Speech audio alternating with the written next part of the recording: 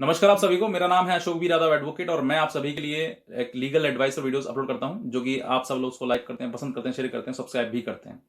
और अब तक आपने इस चैनल को सब्सक्राइब नहीं किया है तो आज मैं जोर से कह रहा हूं आपसे कि आप चैनल को सब्सक्राइब कर लीजिएगा, क्योंकि आज की जो वीडियो है वो एक रियल घटना और जो कि एक पति का रियल अनुभव है, मैं आपको वही आज शेयर करने वाला हूं। क्योंकि मैंने एक वीडियो में कहा था कि मैं एक वीडियो बनाऊंगा मेंटेनेंस के ऊपर ही कि क्या है।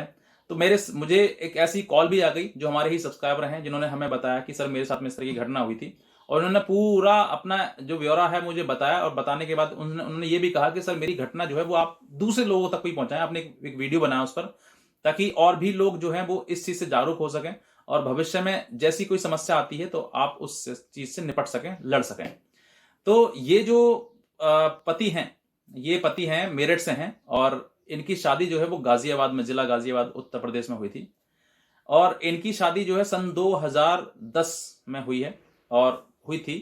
और उसके बाद जो है इनका किसी कारण बस डिस्प्यूट स्टार्ट हो गया शादी के बाद जो है। अब मैं कारण भी बता देता हूं आपके लिए, क्योंकि थोड़ा सा वीडियो लंबा ना हो जाए, मैं इसलिए कह रहा था। लेकिन फिलहाल बात आ रही है तो मैं आपको बता देता हूं कि इनका शादी हुई। शादी होने के बाद कुछ समय बीता, तो लगभग महीने 2 महीने बाद बीता, तो सब कुछ ठीक ठाक नॉर्मल चल रहा था, कोई दिक्कत आपको नहीं थी। परिवार में कौन कौन इनके मदर है, मदर जिस समय शादी हुई थी उस समय मदर थी, खुद हैं ये, और इनकी पत्नी, ये 3 लोग इस घर में हैं और इनका कोई भी नहीं है। हालांकि रिश्तेदार वगैरह हैं लेकिन परिवार में कोई और नहीं है। अब इसके बाद जो है शादी हो गई, 2-3 महीने हुए थे। इस बीच में जो है इनकी माँ जो है वो वॉशरूम में स्लिप होकर मतलब गिर गई और चोट उनको लग गई, जिसकी वजह से उनकी डिस्क जो है, रीढ़ की जो बैकबोन है, वो थोड़ा स्लिप हो गई, जिस वजह से वो बेड रेस्ट पर आ गई। अब बेड रेस्ट पर आने पर अब मैं जो पति हैं मैं उनकी भी बताता हूँ क्या क्वालिफिकेशन, क्या क्या वो करते हैं। वो एक प्राइवेट बैंक में एक मैनेजर पद पर थे उस समय पर। अब जो है उस समय की बात, जब मैनेजर पद पे थे तो अब अच्छा खासा अपना घर परिवार चल रहा था, कोई दिक्कत किसी प्रकार की परेशानी नहीं थी।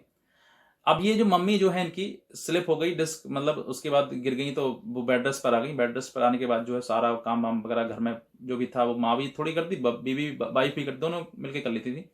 तो ये काम जो ठप हो गया, अब घर में जो है वो बेड रेस्ट हो गई। अब इस वजह से जो है पत्नी जो है वो थोड़ा सा गुस्सैल टाइप की होने लगी और उस पर मतलब झुंझुनाना उसको कि तुम पड़े रहते हो यहीं पे, सब कुछ ऑर्डर चल रहा है, तुम्हारे चल रहा है, इस तरह की चीजें करना शुरू हो गया।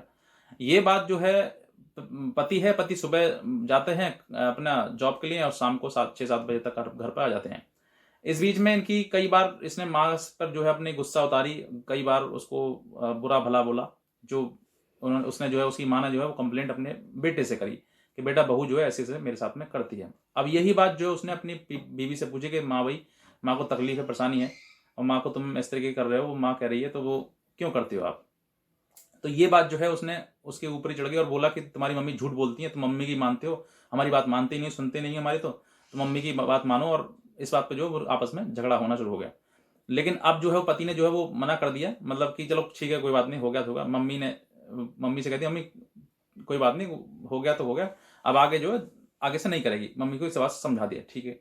नेक्स्ट डे जो है, अगले दिन फिर पति अपने घर, अपने मतलब माइक सॉरी जॉब के लिए गया।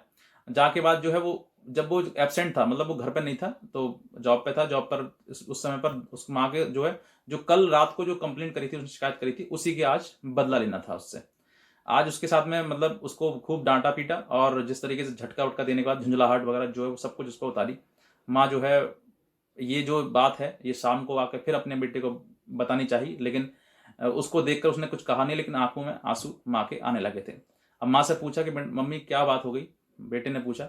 लेकिन माँ ने मना कर दी, कुछ ना बेटा, दर्द हो रहा है कमर में, इस वजह से मैं रोने लगी हूँ। उसने कुछ बताया नहीं।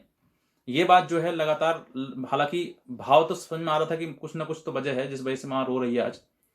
ये बात मम्मी से, पत्नी से पूछा कि मम्मी से तुमने तो कुछ नहीं कहा। तो उसने मना कर दिया कि तुम हमेशा मेरे पे क्यों शक करते हो, मैं क्यों कहूंगी मम्मी से कुछ भी, मैं तो सुबह शाम खाना दे रही हूँ, उनकी सेवा कर रही हूँ, मैं तो कुछ नहीं कर कह रही हूँ। तो ये बात सुनकर उनको मतलब उसने जो है कोई भी रिप्लाई वगैरह कुछ बात अनकी नहीं हुई। अब इसके बाद जो है ये चीजें आगे बढ़ी। तो हालांकि ये जो घटना थी वो 2 से 3 तीसरे दिन लगातार होती रहती थी, लेकिन बेटा जो है माँ की बात समझ रहा था, लेकिन माँ जो है वो कह नहीं इसी पा रही थी, क्योंकि अगर वो कहेगी तो फिर उसके साथ और ज्यादा दुर्व्यवहार होगा और वो बेड रेस्ट पर है, वो हिल डुल नहीं सकती है। अब इसके बाद जो है माँ बेटे को जो बीच में, हाँ एक चीज और बताऊँ आपके लिए, अब ये दिवाली के आसपास आए, दिवाली पर जब आए तो दिवाली के पर जो रक्षाबंधन जो वो होता है टाइम जो होता है भैया दूज का, उस पर जो है जे ये पत्नी जो है अपने मायके जाती है, मायके भाई के लिए अपनी जाती है, 2-3 दिन के बाद वो आती है, लेकिन इसी बीच में दौरान में वो अपना माँ के कमरे में एक सीसीटीवी कैमरा लगवा देते हैं, जिससे कि ये जो घटना हो रही है, क्या हो रही है क्या नहीं हो रही है, ये पता लग सकेगा कि वाकई मम्मी के पीछे जो रोती है, मम्मी बेचारी परेशान है, वो क्यों है। ये सीसीटीवी कैमरा लगा दिया, लगवाने के बाद जो है वो बीवी इनकी जब आई मायके से, तो ये वही डेली की बात, सुबह ऑफिस जाना और शाम को घर आना। तो ये इन्होंने वही ऑफिस गए, शाम घर आए, इन्होंने उसको मॉनिटर करना शुरू कर दिया, रात को शाम को देखते कि उसमें सीसीटीवी कैमरा लगा हुआ है। अब उसमें वीडियो में जब उन्होंने देखा, कैमरे में देखा, तो एक दिन ऐसा हुआ उसमें दिखाई दिया कि उसकी माँ को जो है उन्होंने मतलब एक हाथ में प्लेट दे रहे हैं, और प्लेट दे रही है मतलब उसकी पत्नी जो है उसकी माँ को, और दूसरा जो उसके हाथ से झटके खींच के उसको, और उसके कमर पे मुक्का मार रही है। वो कुछ चिल्ला रही, आवाज नहीं आ रही है उसमें, सीसीटीवी कैमरे में उन्होंने देखा, बता रहे थे कि उसको उसकी कमर पे जहां पर उसको चोट लगी उसके मुक्का मार रही है, मतलब खींच के पीछे से कमर पर, और उसको कुछ बोल रही है। तो वो माँ जो है उसकी चिल्ला रही है, दर्द से चिल्ला रही है कि मतलब कर रही है, तो वो कुछ कह नहीं पाती, बिल्कुल शरीर उसका जो है हिल डुल नहीं सकता है, बस खींच सकते हो उसको तुम, लेकिन मतलब हिल नहीं सकते, क्योंकि कमर में चोट ज्यादा लगी थी उसके। अब ये चीज जो है वो उन्होंने जब देखा ये सीसीटीवी कैमरे में, तो वो उनके क्या बताऊं कि उनको कितना दुख हुआ। अब उसके बाद जो है ना इनका इसने पूछा कि तूने मम्मी के साथ में इस तरीके कर रही है, और ये जो बातें हैं, ये बातें बढ़ गई, और फिर गुस्से में जो है इन्होंने जो है अपनी पत्नी को अपने वहीं पर बोल दिया कि मैं तुझे नहीं रखूंगा, मुझे तलाक चाहिए तुमसे, क्योंकि तुमने मम्मी के साथ इतना दुर्व्यवहार किया, और मैंने कई बार तुमसे पूछा और तुम बार बार मना करते हो और मुझ पे चढ़ जाते हो। तो वो पत्नी जो है वो कहने लगी, मतलब माफी मांग लगी कि मुझे गलती हो गई, मेरे से ऐसा हो गया वैसा हो गया, मैं नहीं करूंगा अगली बार से, और ये मेरे से ऐसा हो गया, मुझे नहीं मालूम था कि ऐसा हो जाएगा। तो सब कुछ ऐसी कई चीजें बातें बोली, लेकिन जो पति जो है वो उसने साफ इनकार कर दिया कि मुझे नहीं रहना तुम्हारे साथ में। अब इसके बाद जो है वो पति जो है उसके अपने मायके छोड़ आया, जो लड़की जो है पत्नी जो है वो मायके छोड़ा है, और मायके छोड़ने के बाद जो उसने फिर उसकी तरफ को नहीं देखा। इस दौरान पर मतलब वो प्रेग्नेंट थी उस समय पर ही, तो इनको अब बेटी भी है, और आज लगभग सन 2010 से आज 22 साल, 2022 हो गए, 12 साल लगभग हो गए। ये जो चीजें हैं इन्होंने अब उसके बाद मुड़ के उसको नहीं देखा, और उसके बाद उनमें कोई बातचीत, उनकी बात नहीं हुई। अब इनके पास जब ये लड़की जो है मायके जाती है, पत्नी जो है इनकी मायके जाती है, मायके जाने के बाद कुछ दिन इंतजार करती है, लेकिन नहीं आता है वो बुलाने के लिए पति जो है। फिर उसके बाद जो है ये सारे केस जो सेक्शन 498A, डीबी, मेंटेनेंस 406, ये 4 केस जो है इनके ऊपर लगा दिए जाते हैं।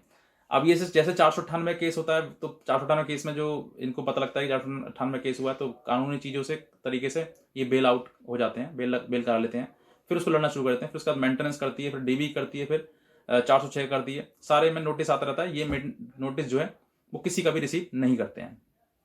अब उसके बाद जो है ये कई महीने साल चलता है, नोटिस लगातार आता रहता है इनके पास, ये रिसीव नहीं करते हैं। उसके बाद जो है ये जो मेंटेनेंस का केस जो है, मेंटेनेंस का जो डीबी है, केस है, उस केस में जो इनके खिलाफ एक्स पार्टी हो जाता है, और एक्स पार्टी में इनके खिलाफ 2000 रुपए का मेंटेनेंस बांध दिया जाता है। अब 2000 रुपए मेंटेनेंस बांधने के बाद जो है ये पत्नी जो उसमें फिर एक और केस करती है उसको रिकवरी कराने के लिए, मतलब जो है 2000 का बंदा है मेंटेनेंस, उसको रिकवर कराने के लिए। ये रिकवर कराने के बाद जो है जो उसका सम्मन वारंट आता है, तो वारंट जब आता है तो ये जो है सेशन कोर्ट में, अपीलेंट कोर्ट में जो है उसकी अपील करते हैं कि सर मुझे भी सुना जाए। तो फिर जो सेशन कोर्ट जो है उसको डिसमिस कर देता है, जो मेंटेनेंस अब तक बंदा है वो मेंटेनेंस डिसमिस हो जाता है, और शुरुआत से फाइल स्टार्ट होती है फिर से दोबारा से। और जब फाइल स्टार्ट होती है तो फिर उसके बाद जो है लोअर कोर्ट दोबारा से सुनता है।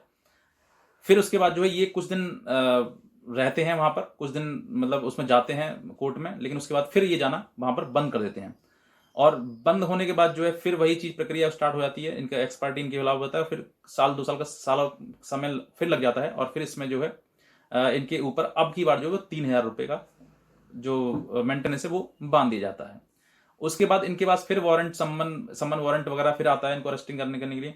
उसके बाद फिर ये जो है हाई कोर्ट इस केस को लेकर पहुंच जाते हैं, और फिर जो हाई कोर्ट है, हाई कोर्ट में उसके बाद वहां से स्टे हो जाता है और नीचे लोअर कोर्ट में स्टे हो जाते हैं, तब तक वो वहां पर लड़ते हैं। और उसके बाद फिर ये कोरोना स्टार्ट हो गया, साल 2 साल इसमें लग गए। मतलब इनका जो पूरा जो समय है, इन्होंने अब तक मतलब 12 साल हो गए शादी को इनके, और अब तक इन्होंने 1 रुपया भी मेंटेनेंस के नाम पर नहीं दिया है।